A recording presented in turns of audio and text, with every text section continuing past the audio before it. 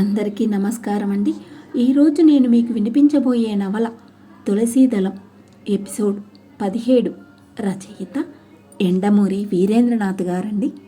ఇక వెళ్దామా మరి నవల్లేకి. పైడి తల్లికి మెలక వచ్చేసరికి తెల్లవారిపోయింది. తెల్లటి వెలుగు కిటికీలో నుంచి లోపలికి వాలుగా పడుతుంది. 7 కావస్తోంది. రాత్రి జరిగిందంతా కలగా అనిపిస్తుంది. కల కాదని బల్ల మీద కాలిపోయిన అగ్గిపెట్టె నిరూపిస్తుంది. పక్కనే సరస్వతి ఇంకా నిద్రపోతున్నాడు. అతని గురక సన్నగా వినిపిస్తోంది. పైడి తల్లి ఒళ్ళు విరుచుకుంటూ పక్క మీద నుంచి లేవబోతున్నాడులా షాకు తగిలినట్టు అలాగే నిలబడిపోయాడు. నేల మీద అతని పక్క దగ్గర కాళ్ళు పెట్టుకునే చోట ఒక ముగ్గు వేసి ఉంది. సర్పబంధంలా ఉంది ఆ ముగ్గు. భద్రాచలం అడవుల్లో మనిషిని మనమేకంగా మార్చడానికి రాత్రిపూట నిద్రపోతున్నప్పుడు వేసే ముగ్గు ఎవరు వేశారు? అతడు వెన్నులో చలి మొదలై ఒళ్ళంతా వణికించింది. చుట్టూ చూశాడు. తలుపు గొళ్ళెం వేసి ఉంది. మళ్ళీ ముగ్గు వైపు చూశాడు. ఎవరో ముగ్గు మీద పూజ చేసినట్టు సగం కోసిన నిమ్మకాయ, కుంకుమ. ఆ గది తలుపులు వేసి ఉండగా మానవ మాతృడెవరూ ఆ గదిలోకి ప్రవేశించలేదని పైడి తల్లికి నిశ్చయంగా తెలుసు. అందులో ఏ విధమైన అనుమానమూ లేదు. మాయా మరలు అవి ఉండడానికి ఇదేమీ జానపద చిత్రం కాదు కదా. ఇది మరెలా జరిగింది? అతడు చుట్టూ చూశాడు. అప్పుడు పడింది దృష్టి కాగితం మీద. క్రింది రోజు గోడకున్న బూజు మధ్యలో చిక్కుబడి ఉన్న కాగితం బూజులానే ఉంది. మధ్యలో కాగితంలానే ఉంది. ఎవరో దాన్ని కదపలేదని విషయం తెలుస్తూనే ఉంది. కాగితం మీద సన్నటి సాలెపురుగు దారాలు అసలు చెల్లు చెదరలేదు. అయినా కాగితం మీద వ్రాసింది. నిన్న రాత్రి తెల్లగా ఉన్న కాగితం మీద ప్రొద్దున కల్లా అక్షరాలు. అతడు నెమ్మదిగా లేచి వెళ్ళి వాటిని చదివాడు. కాగితం మీద నిద్రపోతున్న సాలెపురుగు అలికిడికి లేచి పరిగెత్తింది. తెల్లటి కాగితం మీద ఎర్రటి రక్తంతో రాసిన అక్షరాలు అల్లుకుపోయినట్టు ఉన్నాయి. అతడు ఒక్కొక్క అక్షరం కూడబలుక్కుంటూ చదివాడు. కాగితం మీద రక్తాక్షరాలు ఇలా ఉన్నాయి: ఇంకొక 24 గంటలు అంతే. తన చేతిలో ఉన్న ఆ కాగితాన్ని అతడు పాలిపోయిన మొహంతో చూస్తూ ఉండగా రామయ్య వచ్చి ఫోను వచ్చిందని చెప్పాడు. పైడి తల్లి కొద్దిగా ఆశ్చర్యపడ్డాడు. తనకి ఆ ఇంటికి ఫోన్ రావడం ఏమిటి? వెళ్ళి రిసీవర్ అందుకొని ఎవరది అన్నాడు యాసగా.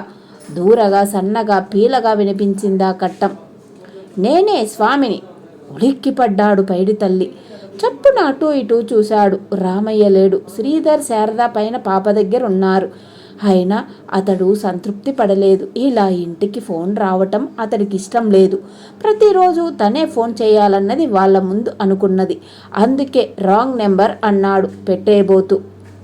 సరే, అది నాకు తెలుసు. నువ్వేం మాట్లాడుకు, నేను చెప్పే జాగ్రత్తగా విను. అంతా సవ్యంగానే అనుకున్నట్లే జరుగుతున్నది. ఇప్పుడు 8 అయింది. ఈరోజు 20వ రోజు. నిన్న రాత్రి 12ంటికి పాప నోటి మాట పడిపోయి ఉంటుంది. పోయిందా?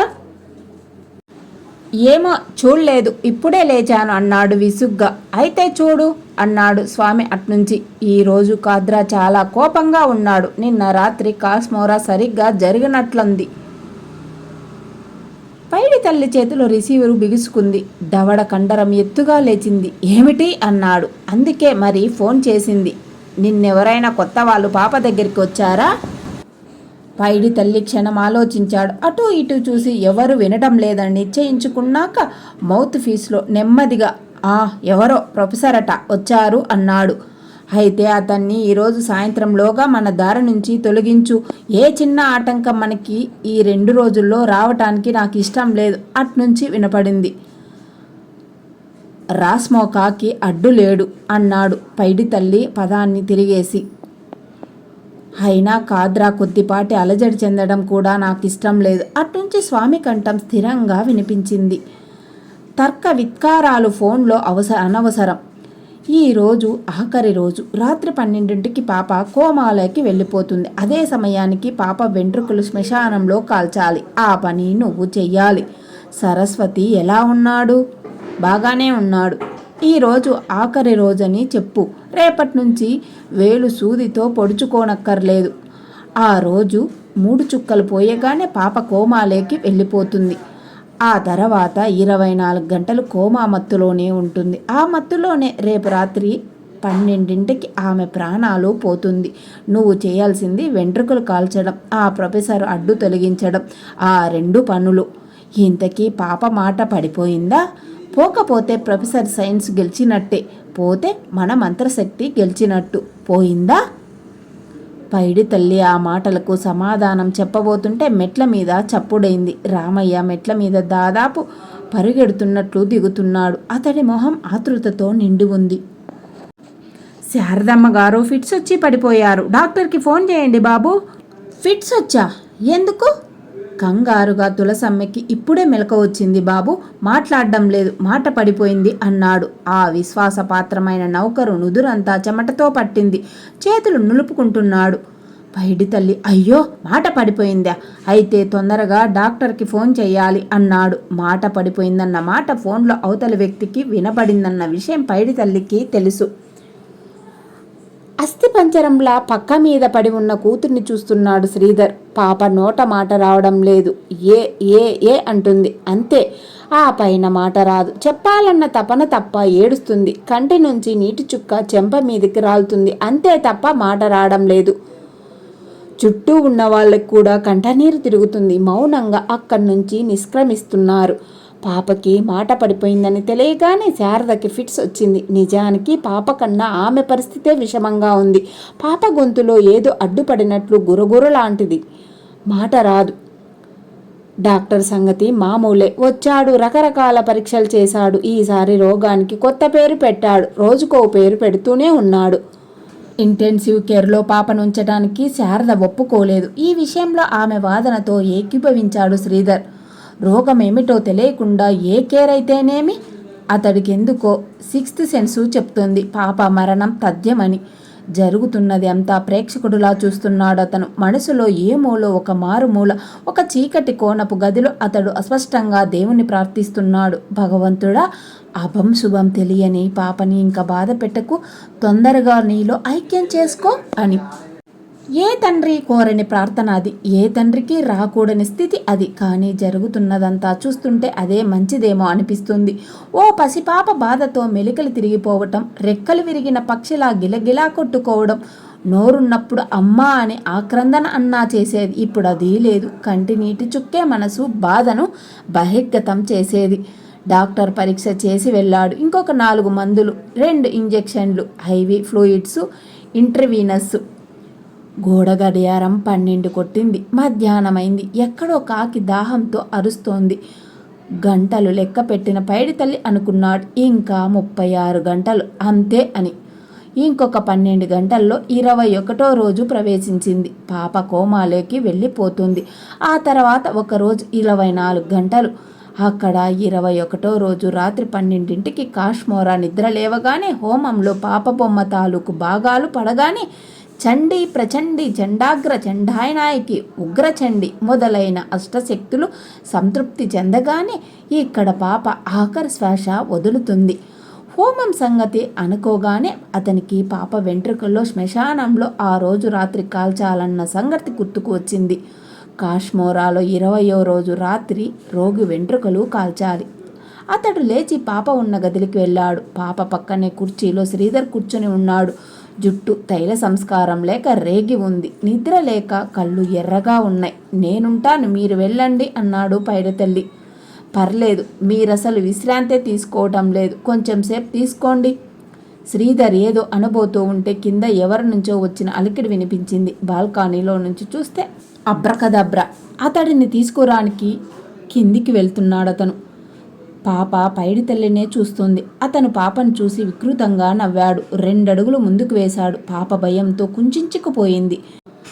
ఎటూ వెళ్ళలేని కుందేలు దగ్గరికి తాపిగా వెళ్ళి పులిలా పక్క దగ్గరికి చేరాడు. చిన్న జుట్టు పాయను వేలతో లాగి పట్టుకున్నాడు. అరచేతి చుట్టూ మెలితిప్పి బలంగా లాగాడు. దుర్మార్గుడు. భూమిలో చెట్టు వేళ్లతో పైకి వచ్చినట్టు వెంట్రుకలు ఊడుతున్నాయి. ఆ బాధకి కెవ్వన్ అరవాల్సిందే. కానీ అశక్తితో బాధగా మూలిగింది. పాపం. జుట్టుపాయ అతడి చేతిలోకి వచ్చింది. 7 వెంట్రుకలున్నాయి లేదా అని లెక్క పెట్టి చూసుకొని సంతృప్తి చెంది లోపలి పెట్టుకున్నాడు. కంటి నిండా నీటితో పాప అతడిని చూసింది. ఆమె మాట్లాడలేదని, జరిగింది ఎవరికీ చెప్పలేదని అతడికి తెలుసు. అతడి మొహం మీద క్రూరమైన నవ్వు. బయట వాళ్ళు లోపలికి వస్తున్నట్టు అలికిడి వినిపించగానే మాయమైంది. వాళ్ళ వస్తుంటే నమ్రతగా పక్కకి తొలగి నిలబడ్డాడు. అరక్షణం తర్వాత బయటపడ్డాడు. ఎలా ఉంది? అబ్రకదబ్ర అడిగాడు. మామూలే, మరింత వీక్ అయింది శ్రీధర్ చెప్పాడు. పార్థసారథి ఏమంటాడు? The hell with him. నాకు అందరి మీద నమ్మకం పోయింది. అలసట, విసుగు, ఓటమి అన్నీ కలిసిన స్వరంతో అన్నాడు. 2 కప్పులతో రామయ్య కాఫీ తీసుకొచ్చాడు. అబ్రకదబ్ర అతడిని చూసి పలకరింపుగా నవ్వాడు. నాకొద్దు అన్నాడు శ్రీధర్. అబ్రకదబ్రకి 1 కప్పు ఇచ్చి ఇంకొకటి లోపలికి తీసుకెళ్ళిపోయాడు. ఆయుర్వేదం వాడితే?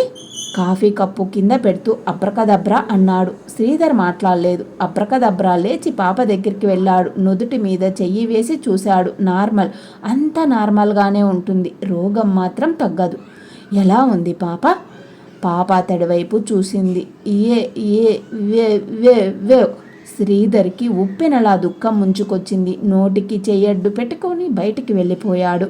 2 నిమిషాల తర్వాత అబ్రకదబ్రా బయటికి వచ్చేసరికి అతడిని పిట్టగోడను పట్టుకొని నిలబడి ఉన్నాడు. ఆ కొద్దిసేపట్లో అతడు సర్దుకున్నాడు. అబ్రకదబ్రా అతడి భుజం మీద స్నేహపూర్వకంగా చెయ్యి వేసి, నేను చెప్పేటంత పెద్దవాణ్ణి కాను గాని ఒకటి మాత్రం చెప్పగలను. కష్టం వచ్చినప్పుడే మనము ధైర్యంగా ఉండాలి. అతడు తల ఊపి ఇట్స్ ఆల్ రైట్ అన్నాడు. ఇద్దరూ అక్కడే కొంచెం సేపు నిలబడి ఆ విషయం గురించి మాట్లాడుకున్నారు. ఇంకొక డాక్టర్ని చూపిద్దామా?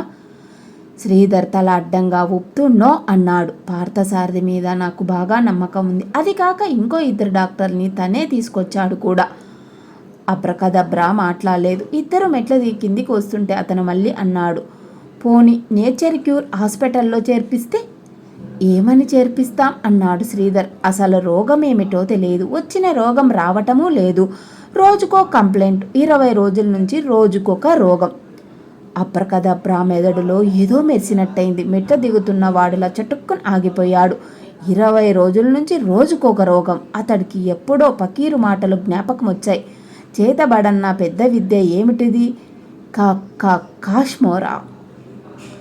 అతడి మొహం ఏదో రహస్యాన్ని కనుక్కున్నట్లు వెలుగుతో నిండిపోయింది. యురేకా అని అరిచాడు.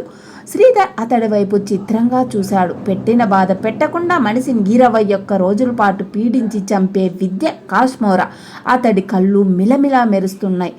అయితే శ్రీధర్ మొహంలో ఏ భావమూ లేదు. ఈ మంత్రతంత్రాల గురించి విని విని అతడు అలసిపోయాడు.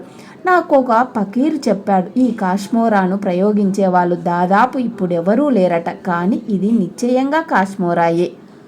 శ్రీధర్ మొహం చిట్లించి ఏమిటి నువ్వనేది అన్నాడు. మన పాప మీద ఎవరో కాశ్మోరాని ప్రయోగించారు. ఎందుకు? అబ్రకదబ్రా దీనికి వెంటనే జవాబు చెప్పలేకపోయాడు.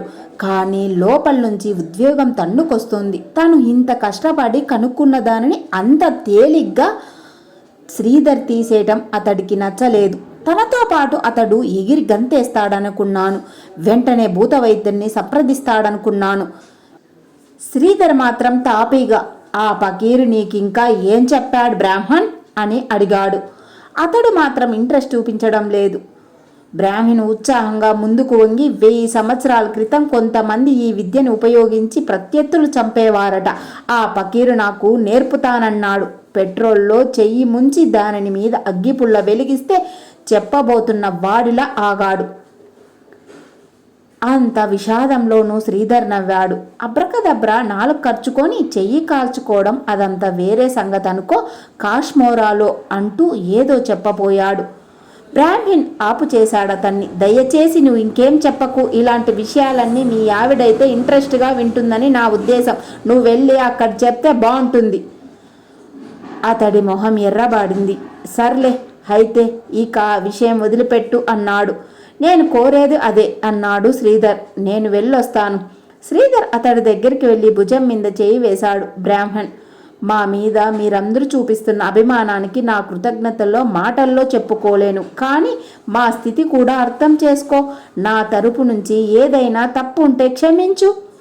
ఆ మాటల్లో ఆప్యాయతకి కదిలిపోయాడు బ్రాహ్మణ్. సారీ శ్రీధర్, నేను ఈ అర్థం లేని భూతాల గురించి దెయ్యాల గురించి మాట్లాడి మిమ్మల్ని మరింత బాధ పెడుతున్నాను అన్నాడు.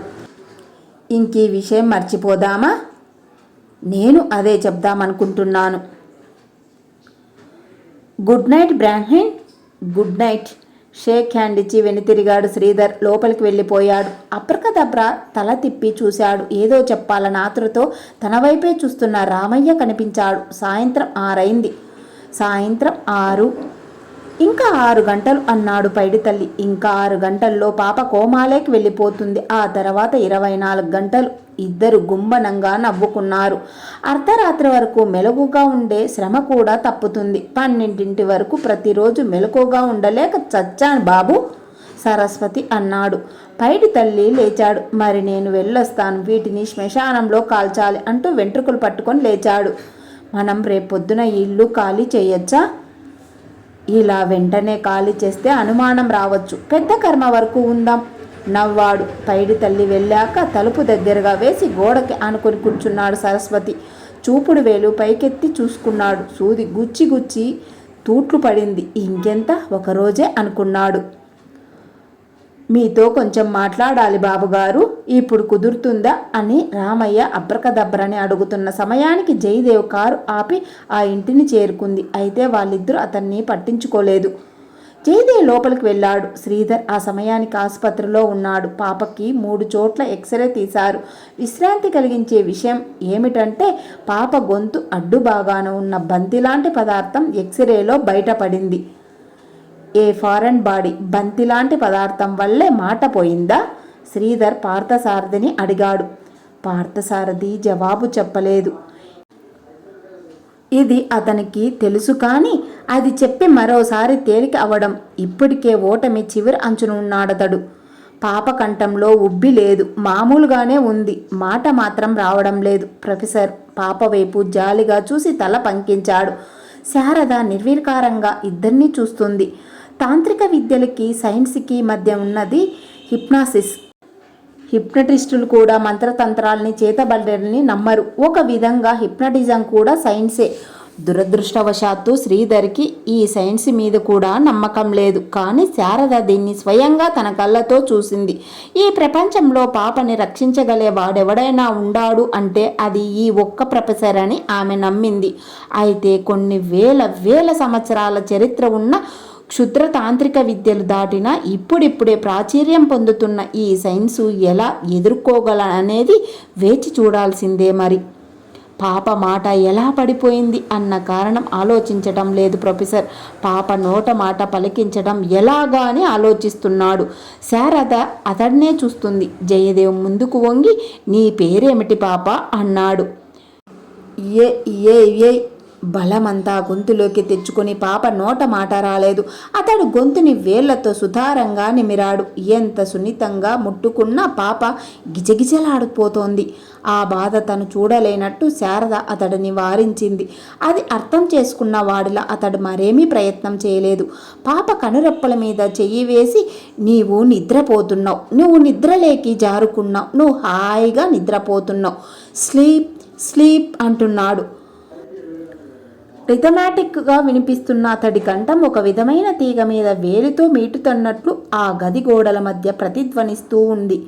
వింటున్న శారదకే మైకం వచ్చినట్టు ఉంది. 10 సెకండ్లలో పాప ట్రాన్స్ మత్తులోకి జారుకుంది. మొదటిసారి హిప్నసిస్ లోబర్చుకోవటమే కష్టం. తర్వాత చేయబడే వారి మెదడు చేస్తున్న వారి మాటలకి సస్పెక్టబిలిటీ పొందుతుంది, తొందరగా లోబడుతుంది.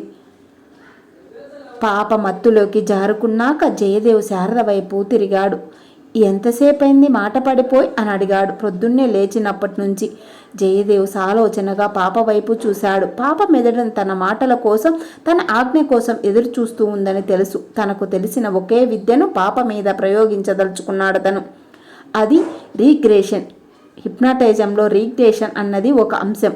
రీగ్రెషన్ ద్వారా మనిషిని తన గత జీవితంలోకి ప్రవేశించవచ్చు. వెనక్కి వెనక్కి ఇంకా వెనక్కి ఇలా గతంలోకి తీసుకెళ్లి 50 ఏళ్ల వృద్ధుడిని 7 ఏళ్ల కుర్రవాడిగా చేసి గోళీలాడించవచ్చు. చిన్నతనంలో అతడు మర్చిపోయిన ఎన్నో విషయాల్ని అతడి ద్వారానే వినవచ్చు. అయితే ఈ రీగ్రెషన్ ద్వారా వెనక్కి తీసుకెళ్లి 50 ఏళ్ల వాడిని 5 ఏళ్ల వాడిగా చేసి ఇంకొక సంవత్సరం వెనక్కి తీసుకెళ్లి 4 ఏళ్ల వాడిగా చేసి తర్వాత 3 ఏళ్ళు 2 ఏళ్ళు 1 తల్లి కడుపులో పిండం అంతే అంతవరకు మాత్రమే చేయగలడు హిప్నటిస్టు. ఇంకా వెనక్కి వెళ్ళగలిగితే గత జన్మ. మళ్ళీ ఇది తాంత్రిక విద్య, సైన్స్కి అందనిది. దీన్ని హిప్నటిస్ట్ సాధించలేకపోతున్నాడు. మనిషిని తల్లి కడుపులోకి తీసుకెళ్ళగలిగిన వాడు అంతకన్నా వెనక్కి ప్రస్తుతం 1980లోకి వెళ్ళలేకపోతున్నాడు. ఏమో 2080 సంవత్సరంలో వెళ్ళగలడేమో. ఈ రీగ్రెయేషన్ ద్వారా జయదేవ్ పాపతో మాట్లాడించడానికి పూనుకున్నాడు. అతడు పాప మీదికి వంగి చెవిలో నెమ్మదిగా మాట్లాడసాగాడు. నువ్వు నా మాటలు తప్ప ఇంకేం వినటం లేదు. నీ ఆలోచనలన్నీ నా మాటలు కంట్రోల్ చేస్తున్నాయి. నువ్వు నెమ్మదిగా నెమ్మదిగా నిన్నటికి వెళ్తున్నావు. నువ్వు నిన్నటిలో వెళ్తున్నావు. నీవు నిన్నటితో మాట్లాడుతూ ఉన్నావు. నువ్వు నిన్నటికి వెళ్తున్నావు. నీవు నిన్న మాట్లాడుతూనే ఉన్నావు. నీ గొంతు కండరాలు బలం ఉంది. నిన్న మాట్లాడావు. నువ్వు నిన్న నీ పేరేమిటి అని అడిగితే చెప్పగలవా? జ్ఞాపకం తెచ్చుకో. నిన్నటి రోజు 2 సార్లు అన్నాడు. నీవు నిన్నలోకి ప్రవేశిస్తున్నావు 3 సార్లు. నిన్న నువ్వు మాట్లాడగలిగావు. నీ గొంతు కదిలింది, మాట్లాడగలిగావు. నెమ్మదిగా పాప గొంతు కండరాలు కదలటాన్ని శారద దిగ్భ్రాంతిగా చూస్తుంది. నిన్న నీవు మాట్లాడావు. నీ గొంతు కదులుతుంది. నీ పేరేమిటి అని అడిగాడు. తులసి. పాప జవాబు చెప్పేసరికి శారద ఆనందం పట్టలేక చిన్నగా అరిచింది. అదే ఆమె చేసిన తప్పు. ఆ కేక ఆ క్రింద గదిలోకి ఉన్న పైడి తల్లికి వినిపించింది. అతడు చప్పును లేచాడు. మరుక్షణం బల్లిలా అతడు చప్పుడు చేయకుండా నెమ్మదిగా మెట్లెక్కుతున్నాడు. ఈరోజే ఏ వారం? గురువారం. శారద టైము వైపు చూసింది. ఆ రోజు శుక్రవారం. కిటికీలో నుంచి సన్నటి నీడ పడ్డం వాళ్ళిద్దరూ గమనించలేదు. కిటికీ అవతల పైడి తల్లి వింటున్నాడు. తులసి మాట్లాడడం విని అతడి దవడ కండరాలు కసితో బిగుసుకున్నాయి. పైడి తల్లి ఏం చదువుకున్నాడో ఎవరికీ తెలియదు. కానీ ఒక్కోసారి అతడికి తెలియని విషయం లేదేమో అనిపిస్తుంది. సైన్సు, జియోగ్రఫీ, ఇంగ్లీషు అన్ని. ప్రొఫెసర్ జయదేవ్ రీగ్రెషన్ ద్వారా పాపని వెనక్కి తీసుకెళ్లి పాపతో మాట్లాడగలగడాన్ని అతడు గ్రహించాడు. బాగా చీకటిగా ఉంది. అప్పుడు 7 కావస్తుంది. ఇంకా 5 గంటలుంది 12 కొట్టడానికి. 12 అయితే చాలు, పాప కోమాలోకి వెళ్ళిపోతుంది. అప్పటి వరకు ఎంతో బాధ అనుభవించిన ఆ పాప లేత అవయవాలు శాశ్వత నిద్రలో విశ్రాంతి తీసుకోవడం ప్రారంభిస్తాయి. కళ్ళు, హృదయం, చెవులు అన్నీ. హిప్నటిస్టు ఏం చేయగలిగినా అవతల వ్యక్తి మెదడు సస్టబుల్గా ఉన్నంత వరకే. ఇంకొక 5 గంటల తర్వాత పాప కోమాలోకి వెళ్ళక ఏం చేయగలడు? ఈ విషయం గుర్తొచ్చి పైడి తల్లి పెదవుల మీద చిరునవ్వు వెలిసింది. ఇంకొక 5 గంటలు. పాప చెవులు పని చేయటం మానేయగానే, మెదడు ఆజ్ఞ తీసుకునే శక్తి పోగానే. అయినా పైడి తల్లి ఏ విధమైన రిస్క్ తీసుకోదలుచుకోలేదు. అందులోనూ అతడికి బిస్తా నుంచి ఫోన్ కూడా వచ్చింది. మనుషుల్ని చంపటం అతడికి కొత్త కాదు. అయితే అతడికి ఆ రోజు చాలా పనులున్నాయని, ముఖ్యంగా 12ంటికి శ్మశానంలో పాప వెంట్రుకలు కాల్చి నల్లపిల్లి రక్తంతో కలపాలి. ఈ హిప్నటిస్టు ఏం సాధించడం అనేది నిర్విధాంశం. అయినా ఎందుకు అతన్ని బ్రతికించటం? అతడి మెదడులో ఒక ఊహ మెరిసింది. మరుక్షణం అతడు చప్పుడు చేయకుండా మెట్లు దిగాడు. సరిగ్గా 10 నిమిషాల తర్వాత సదరన్ హిల్స్లో ఉన్న జయదేవ్ ఫ్లాట్ దగ్గర ఉన్నాడతడు. పక్కనే ఇండస్ట్రియల్ ఎస్టేట్ లైట్స్ మసకగా కనిపిస్తున్నాయి. అతడు మెట్లెక్కుతూ ఉంటే కింద ఇంటావిడ అడిగింది, కౌన్ హే? పైడి తల్లి ఆగి తడబడకుండా ప్రొఫెసర్ సాబ్కే వాస్తే అని తిరిగి మెట్లెక్కసాగాడు. ప్రొఫెసర్ ఫ్లాట్ వరండా మసక చీకట్లో నిర్మానుషంగా ఉంది. ద్వారానికి తాళం కప్ప వేలాడుతూ ఉంది. పైడి తల్లి మిషన్ కన్నా వేగంగా పనిచేస్తున్నాడు. జేబులో నుంచి సన్నటి తీగ తీసి తాళం కప్ప చుట్టూ చుట్టాడు. గోడ మీద నుంచి దాన్ని క్రిందికి విసిరాడు. తీగ గోడకి తగిలే చోటు రబ్బర్ హోల్డర్ మధ్యలో పెట్టాడు. మెట్లు దిగి క్రిందికి వచ్చాడు. 5 నిమిషాల తర్వాత అతడి చేతిలో 100 రూపాయల నోటు లైన్మెన్ చేతిలోకి మారింది. 2 నిమిషాలు మెయిన్ ఆఫ్లో ఉండగా అతడు చిరుతలా ఫోలెక్కాడు. ఇంకొక 4 నిమిషాల తర్వాత అతడింటికి వెళ్ళిపోయాడు. ఎలక్ట్రిసిటీ లైన్మెన్ అనుకోకుండా తన చేతికొచ్చిన 100 నోటు వైపు ఆనందంగా చూసుకున్నాడు. అతడికి తెలియదు, ఇండస్ట్రియల్ ఎస్టేటు తీగల గుండా ప్రవహించే అత్యంత భయంకరమైన 440 kVA కరెంటు పక్క వీధిలో ఉన్న జయదేవ్ అనబడే హిప్నటిస్ట్ ఇంటి ముందు ద్వారానికి వేసుకున్న తాళం కప్పకి కనెక్ట్ చేయబడిందని. ఆ చీకట్లో ఆ గృహస్థ తాళము తీయటానికి దాని చుట్టూ ఉన్న మరుక్షణం ఒళ్ళు గగ్గురు పడిచే రీతిలో ఆ షాక్కి అతడు మెదడు కణాలు చచ్చిపోయి శరీరము కుంచుకుపోయి దారుణంగా మరణిస్తాడని. ఇంతటితో ఈ ఎపిసోడ్ ముగిద్దామండి. మిగిలింది నెక్స్ట్ ఎపిసోడ్లో విందాం. ఇంతవరకు నేను చదివిన నవలలో తప్పులు ఏమైనా దొర్లింటే పెద్ద మనసుతో మన్నించాలని కోరుకుంటూ సెలవు తీసుకుంటున్నా.